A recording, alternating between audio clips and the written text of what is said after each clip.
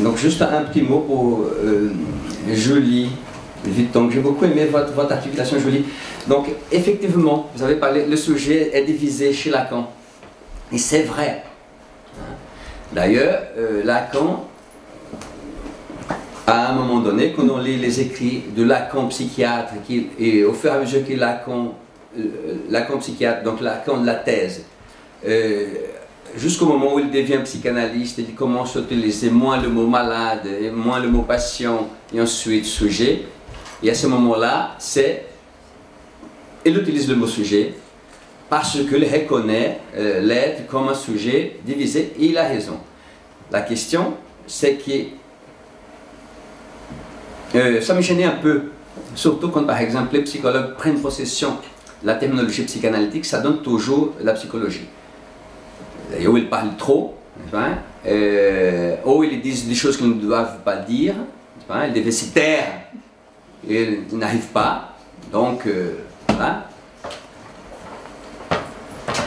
Donc le sujet est divisé, c'est vrai, mais par générosité de Lacan. C'est mon interprétation. Pour moi, il y a deux sujets à ces moments-là, à la sortie d'une psychanalyse. Et pour argumenter là-dessus, j'ai fait toujours appel au poète. Il y a un poète brésilien qui était médecin de formation, qui était diplomate et qui, bien évidemment, à un moment donné, ne pouvait plus. Et il a cédé à l'écriture. Et s'appelle Rosa, João Guimarães Rosa. Et ce monsieur, un jour, donc j'étais jeune, j'ai lu donc une interview qu'il donne à un journaliste à Berlin, et il dit très tranquillement, et c'est très intéressant comme des gens qui sont dans une position, qui sont arrivés à la position du sujet, sont passés par une psychanalyse, parce que ça existe. Quand vous lisez Paul Valéry, pas un seul instant vous pensez que Paul Valéry est un homme normal, n'est-ce pas? C'est un sujet.